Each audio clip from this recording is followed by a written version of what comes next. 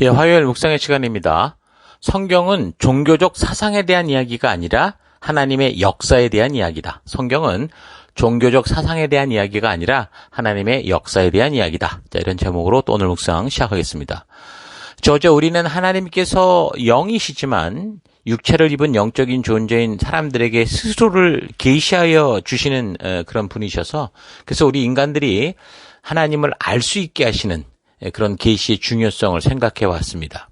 원래 하나님과 대화나 함께 거니는 등의 교제가 가능했던 인간이었는데, 최초의 사람들이 이제 사탄의 꾀임, 그 욕심을 자극하는 일에 넘어가서 하나님을 의심하고 하나님과 인간 사이의 관계를 분명하게 알게 하는 그 선악과를 이렇게 따먹으면서 하나님과 소통할 수 있는 그 영적인 안목들이 이제 없어지고, 그래서 결국 인간의 제한된 지식 안에 가두어져서 창조주이신 하나님의 뜻을 바르게 알고 깨닫게 되는 일들이 왜곡되고 또 욕심과 욕망을 계속 따라가면서, 그래서 이제 일반 계시라고 할 수 있는 자연이나 이 사람의 양심을 통해 하나님을 알게 하시는 그 하나님의 뜻을 깨닫지 못하게 되었다고 그랬죠. 그래서 사탄과 같이 자기들의 교만에 빠져서 자신들이 인간들이 피조물일 뿐임에도 불구하고 그 유한함을 깨닫지 못하고 그런 스스로의 제한된 지식 안에 하나님을 담으려고 하는,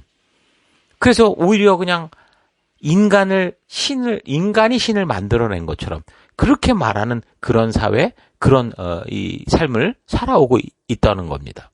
그래서 우리는 하나님의 창조의 세계를 보고 하나님이 창조하신 인간의 그 섬세함과 대단한 능력들을 볼 때 하나님을 알고 하나님의 창조의 섭리를 따라 살아가는 그런 존재였는데, 하나님이 살아계시고 나를 창조하신 분이다라는 이 사실에 대해 망각하고 자기 욕심과 욕망을 따라가니까 결국 그 길의 끝은 뭡니까? 절망과 영원한 죽음만 기다리는 것이 되는 겁니다. 그래서 하나님은 여전히 변함없이 하나님의 살아계심을 알리는 이 자연이나 양심의 소리를 듣고도 분별하지 못하는 인간들을 다시 온전한 생명의 길, 원래 창조의 길로 돌아올 수 있도록 분명하게 당신의 살아계심과 당신의 뜻을 알리시는데, 먼저 예수님을 이 땅에 보내셔서 진실한 하나님의 뜻을 밝게 알게 하셨고, 또한 하나님의 일하여 오신 이 역사들을 기록으로 우리에게 이제 성경을 통해 주심으로 해서 무지하고 이 영적인 감각을 잃은 그런 사람들에게 하나님의 살아계심과 하나님의 진실한 뜻을 알게 하는 그런 주님의 길로, 그 생명의 길, 창조의 길로 인도해 주신다고 했습니다. 그래서 그 하나님의 편지라고 할 수 있는 성경을 통해서 우리는 이 세상의 시작으로부터 왜 우리가 지금 이 지경에 이르게 되었는지, 그래서 하나님께서 어떻게 우리를 구원해 주시는지, 그리고 이 세상의 마지막이 어떻게 흘러갈 것인지에 대해서까지 그 하나님이 계획하신 모든 것을 다 알게 해주심으로 이제 더 이상 성경 외에 추가된 어떤 다른 직통계시니 이런 것들은 절대 우리가 믿을 필요가 없다 그랬습니다. 그래서 우리 성도들에게 이 성경은 반드시 무엇보다 먼저 바르고 온전히 알아야 될 하나님의 진심이 담긴 소중한 책이다라는 걸 우리가 알아야 됩니다. 성경을 믿지 못하면 결국은 모든 믿음을 저버리는 것과 똑같은 겁니다. 성경 속에 하나님의 진실한 마음, 그러니까 하나님의 그 뜻과 마음이 이 성경에 온전히 옮겨졌다라는 것을 우리가 믿는 거고, 이 옮겨진 하나님의 마음이 기록으로 우리에게 전달되어 우리는 그 성경을 하나님의 말씀으로 믿고 살아가는 것, 이게 전통적인 올바른 기독교의 믿음인 겁니다. 자, 이번 주간 살피는 이 본문 이 신명기에서, 그래서 하나님께서는 우리 자손 대대로 하나님과 소중한 관계 속에 살며 하나님의 창조의 목적을 이루며 살아가는 축복을 누리며 살 수 있도록 이 계시된 말씀들을, 우리에게 주신 이 말씀들을, 기록하게 하신 말씀들을 자녀들에게 분명히 가르쳐라, 그렇게 말씀하십니다. 가르치는 목적은 뭡니까? 하나님의 뜻대로 행하셔 하나님을 경외함으로 하나님과의 관계를 떠나지 않고 복을 누리게 하려는 거죠. 하나님의 창조의 그 뜻을 따라 살 수 있게 하려는 겁니다. 자연과 양심과 시간 속에서 일하시는 하나님의 사랑을 전혀 알지 못하는 그런 사람들에게 하나님이 일해오신 그 역사를 바르게 알게 하고, 그래서 저들이 보냄을 받은 곳에서 무엇을 해야 하는지, 우리가 이 땅에서 왜 살아야 되는지를 분명하고 구체적으로 알게 해주시고, 그래서 축복을 누리게 하시는데 그것을 그저 그냥 그 계시의 말씀을 듣는 그 당시 그 사람에게만이 아니라 자녀 후손 대대로 번뇌를 받은 온 세상 속에서 하나님과의 관계를 떠나지 않고 하나님의 살아계심을 알게 하는 그런 빛과 소금, 하나님의 백성답게 살게 하시고자 한 것입니다. 그래서 가르치라 하시는 겁니다. 그래서 하나님이 말씀하신 이 복을 누리려면 우리는 하나님의 말씀을 먼저 처음부터 끝까지 듣고 바르게 알아야 되고 그 말씀대로 행해야 되고 그래서 하나님의 그 뜻을 나는 하나님의 의도를 나는 거듭난 백성이 되어야 된다는 거죠. 이런 하나님의 말씀은 지금 뭐라고 말합니까? 자녀들도 듣고 쉽게 알아들을 수 있는 말씀이다라고 말합니다. 그 증거가 뭡니까? 오늘 성경의 본문은 이 자녀들이 다 크면 이걸 가르쳐라. 그렇게 말씀하지 않고 어떻게 해요? 지금 자라고 있는 너의 자녀, 심지어 너희 손자들에게도 가르쳐라 라고 명하고 계신다는 거죠. 그러니까 이 말씀을 다 커서가 아니라 지금 어린아이 때로부터 태어나면서부터 너의 삶 속에서 가르치고 그래서 이 아이들이 자라가면서 그들이 살아가는 삶의 유일한 이 가치, 이 영적인 안목을 가진 그런 삶의 방법을 배우고 살아가라라고 명하는 겁니다. 아이들도 듣고 배울 때 깨달아서 자신의 삶의 가치로 삼을 수 있는 말씀이 이 하나님의 말씀이라는 거죠. 그래서 하나님의 말씀은 어떤 특별한 전문가들만이 해석할 수 있는 만큼 그렇게 어려운 것이 아니다라고 말할 수 있습니다. 신명기 30장 11절. 내가 오늘 여러분에게 전한 이 명령은 여러분이 깨달을 수 없을 만큼 어려운 것도 아니요. 도달할 수 없을 만큼 먼 곳에 있는 것도 아닙니다. 그것은 하늘에 있는 것이 아닙니다. 그래서 누가 우리를 위하여 하늘로 올라가서 그것을 가져다가 우리에게 들려주어 우리가 그대로 할 수 있게 하겠느냐 하고 한탄할 필요가 없습니다. 그것은 바다 건너편에 있는 것도 아닙니다. 그래서 누가 우리를 위하여 바다에 건너가서 그것을 가져다가 우리에게 들려주어 우리가 그대로 할 수 있게 하겠느냐 하고 한탄할 필요도 없습니다. 14절. 그것은 여러분에게 아주 가까이 있습니다. 그것은 여러분의 입속에 있고 마음속에 있어 언제든지 행할 수 있습니다. 아멘. 그러니까 성경은 분명 우리가 이 말씀을 충분히 듣고 깨달을 수 있다라고 분명하게 선포하고 있습니다. 그래서 우리는 괜히 어렵다고 쉽게 단정짓고 포기하지 말고 우리의 삶에 가까이 있게 하신 이 하나님의 놀라운 말씀을 통해서 하나님의 온전한 뜻을 바르게 만나야 되는 겁니다. 따지고 보면 성경은요, 여러분 읽어보시면 알겠지만 역사의 이야기입니다. 어떤 종교에 꾸며진 얘기가 아니기 때문에 하나님은 창조의 순간으로부터 계속 그 역사적인 사실들을 다 우리에게 전해서 전달하고 있죠. 그래서 어떤 사람이 이 성경에 대해서 읽다가 궁금해서 인터넷에 올린 글을 봤습니다. 뭐라고 적었냐면 내가 성경을 읽어본 건 아니지만 내 생각엔 역사책으로밖에 안 보이거든요. 역사를 공부한다고 해서 천국이요 지옥이요 말하는 사람들 보면 저는 이해가 안 가거든요. 그리고 같은 성경을 공부하면서 사탄이니 이단이니 하는 말로 같은 종교인들끼리 일이 싸우고 있다는 생각은 왜 드는 걸까요? 같이 역사를 공부한 거 아닌가요? 같은 성경을 어느 쪽에 속해서 배움을 해석하는 것이 틀린 건가요? 이런 식으로 글을 올린 걸 보았습니다. 그러니까 이 사람은 성경을 통해 단지 역사적인 사건밖에 보지 못하고 그 역사적인 기록 안에서 역사하시는 하나님과 사람과 사탄의 이야기를 모르는 질문을 하고 있지만 분명한 건 이 사람이 볼 때 이 성경이 어떻게 보이는 거예요? 역사 이야기로 보인다 그 말입니다. 맞습니다. 이미 말씀드렸던 것처럼 성경은 결국 하나님의 창조의 그 시작으로부터 이 세상의 마지막까지 그리고 우리가 전혀 볼 수 없는 영의 세계까지 그러니까 이미 이루어진 역사, 지금도 이루어지고 있는 역사 그리고 앞으로 이루어지게 될 역사에 대해서 분명하게 이야기를 하고 있죠. 그래서 우리가 어려서부터 옛날 얘기를 들으면서 자라잖아요. 우리 할아버지가, 우리 아버지가, 너희 어머니가, 너희 할아버지가, 너희 몇 대 할아버지가 이런 식으로. 그래서 하나님께서 우리 인간들과 함께 걸어온 그 이야기가 바로 그러나 살아계신 그 이야기 그리고 그 이야기 속에 하나님의 뜻이 분명히 담긴 그 이야기가 바로 성경의 이야기라는 겁니다. 현재 우리 시대 자녀들은 어떻습니까? 어려서부터 학교를 다니면서부터 인본주의 사상에 바탕을 둔 교육을 받게 됩니다. 그러면서 자신도 모르게 하나님의 존재를 부인하고 결국엔 영적으로 깨어날 수 없는 깨어날 수 있는 그런 모든 하나님이 만드신 감각, 양심과 지식과 모든 것에 마비를 당하죠. 자연과 양심은 여전히 하나님의 살아계심을 계속 외치는데 그 하나님의 음성조차 인간의 지식, 과학 이런 데 가두어 버리고 인간의 말로 설명하려고 교육을 받습니다. 하나님이 우리를 설명해야 되는데 우리의 지식 속에 하나님을 담아서 그걸 설명해 내려고 하고 있는 게 이 세상 교육이라는 거죠. 하나님의 편지인 성경도 너무 철학과 사상으로 버무려서 웬만한 사람들은 아예 접근도 하지 못할 이 세상에서 굉장히 어려운 종교책으로 만들어 버렸습니다. 그래서 성경은 우리 아이들이 어떤 사회의 가치로 중독되기 전에 어떤 사람들의 어떤 이 말 잘하는 사람들의 그 이야기에 이렇게 동화되기 전에 미리 하나님의 존재를 알게 하고 믿게 하는 이 말씀, 그 사회 속에서 살아갈 하나님의 백성답게 하기 위해 하나님께서 어려서부터 말씀만 가지고 교육해라. 그렇게 명하고 계신 겁니다. 사실 초반기 지금도 이스라엘이 그렇지만 이 말씀을 그래서 거의 통째로 암기해버리잖아요. 왜요? 이 말씀은 우리 아이들도 어려서부터 듣고 암기하고 바르게 이렇게 배워가면서 하나님의 뜻이 무엇인지, 하나님이 원하는 그 가치가 무엇인지를 알게 하는 말씀이기 때문입니다.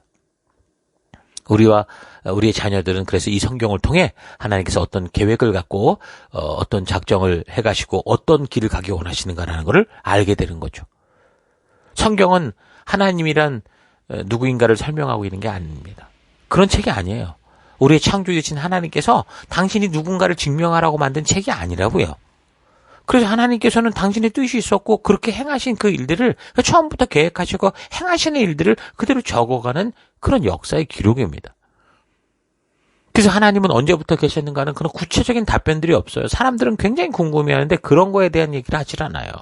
선악과는 왜 만들었는지, 누구는 택하는 것 같고 누구는 왜 안 택하는지, 왜 아담과 하와가 선악과를 그렇게 먹으려는 걸 막지 않으셨는지, 이런 인간들이 궁금해하는 그런 답들, 그런 게 성경에 나와 있지 않습니다. 그러니까 성경에 계시는 우리 사람들이 요구하는 모든 호기심에 답하는 책이 아니에요.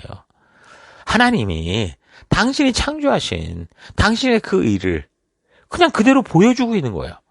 그러니까 자기의 실체를 증명하고 있고, 증명한다는 게 어떤 법정에서 나는 이런 존재야, 나는 이렇게 하나님의 그걸 말하고 있다는 게 아니라 자기가 창조하시고 행하신 그 일들을 그냥 설명하는 식으로 어떻게 지금 이 역사가 흘러가는지를 그렇게 보여주고 있는 겁니다.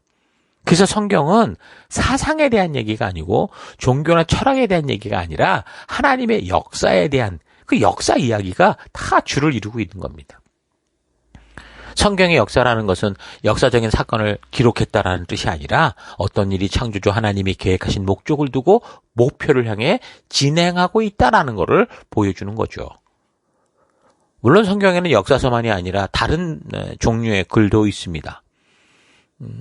거기에 또 어떤 그런 분명히 정보나 사상이 담겨 있기도 하죠. 근데 그 정보와 사상들도 이 역사가 하나님이 이루어 가시는 그 궁극적인 그 목표로 가는 길에 있어서 꼭 그 백성들이라면 발견해야 되고 깨달아야 되는 어떤 의미들, 어떤 가치들, 그러니까 하나님의 뜻을 분명하게 알기 위한 거지.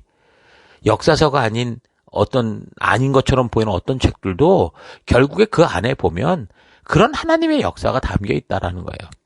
성경은 우리가 하나님을 믿어야 될 이유와 근거로 우리가 필요한 질문에 대해서 답하는 그런 책이 아닙니다.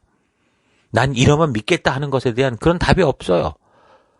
그냥 하나님이 창조주시기에 하나님이 창조주로서 하나님이 하신 그 일의 목적과 그 일을 수행해가는 그 사실을 보여주고 있고, 그래서 피조물된 인간에게는 그 하나님의 일하심에 대한 믿음과 순종이 필요하다라는 걸 보여주는 겁니다. 그러니까 성경이 어떻게 보면 우리에게 믿어라 이렇게 말하는 게 그렇게밖에 말할 수 없기 때문에 그래요. 그래서 우리는 성경을 마치 역사 이야기처럼 듣고 읽으면서 하나님이 그 역사 속에서 왜 이렇게 일을 해오시는가라는 그 하나님의 진실한 뜻을 알아가면 되는 겁니다.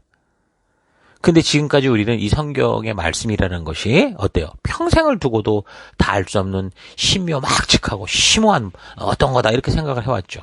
그러니까 이런 생각부터 잘못된 겁니다.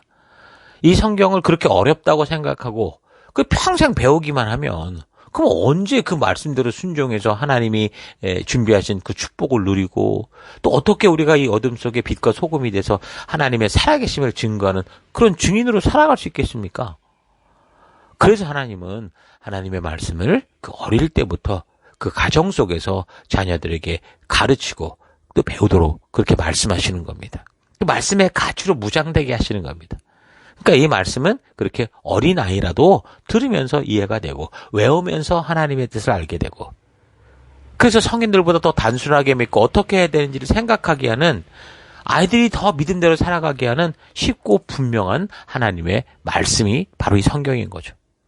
그렇다면 하나님의 말씀은 자녀와 손자들이 들어도 그렇게 알 수 있는 그런 말씀이라는 건데 그럼 왜 우리는 이렇게 성경은 늘 들어도 알듯 말듯하고 솔직히 오랜 시간 교회에서 말씀을 듣고 있는데도 헷갈리고 그런 걸까요? 여러 가지 이유가 있겠지만 그것은 먼저 강단의 입장에서 볼 때, 그러니까 목사나 가르치는 자의 입장에서 볼 때 너무도 다양한 수준의 사람들이 교회 안에 존재하면서 이 성경을 그 다양한 수준의 사람에게 다 가르쳐야 되는데 도저히 가르칠 수 없다라는 걸 그 현실이 너무 힘들다라는 걸 깨닫고 어떻게 한 거예요? 미리 포기했다라는 겁니다. 말씀을 전해야 될 강단이 포기를 했고 성도들도 처음 예수를 믿고 좋은 것만 있는 게 아니잖아요. 하나님의 뜻을 알아야 되니까 말씀을 배워야 되고 그 역사를 알아야 되는데 당연히 그동안 알지 못했던 것을 알게 되는 영적인 안목이 떠지는 그 순간 당연히 낯설고 힘들 수 있겠죠.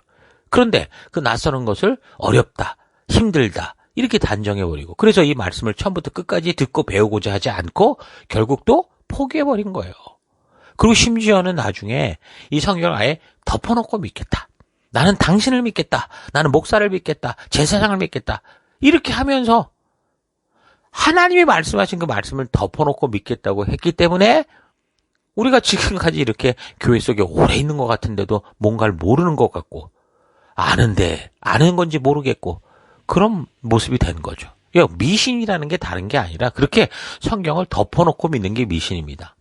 하나님의 진실한 뜻이 담긴 이 말씀을 덮어버리니까 당연히 이제 그것을 중간에 전하는 그 인물들, 전하는 자들, 목사 같은 이런 사람들을 신뢰하게 되는데 이게 도가 지나쳐서 지금 성도들은 이 믿음이 하나님을 향한 믿음인지 그 목사라는 제사장이라는 어떤 인간을 향한 믿음인지 구분하지 못하는 지경에 이르렀습니다.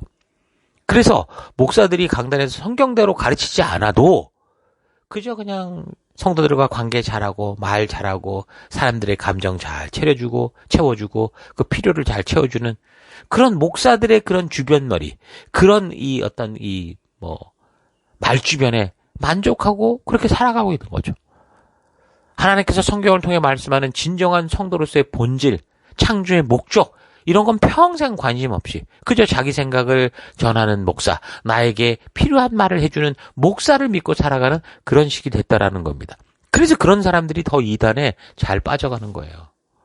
스스로 성경을 덮어놓고 남이 말하는 대로 믿는 믿음은 그 사람이 어떤 사람인지도 모르고 무슨 말을 하는지도 모르고 저 사람을 신뢰하겠다고 하는 그런 믿음은 이상한 믿음이에요. 미신이에요, 그게.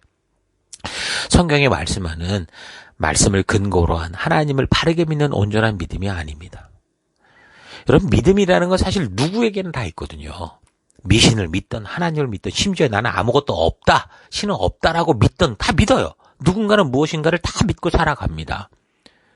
그래서 믿음보다 중요한 게 뭔지 아십니까? 내가 믿는 믿음의 대상이에요. 내가 무엇을 믿느냐가 중요한 거예요.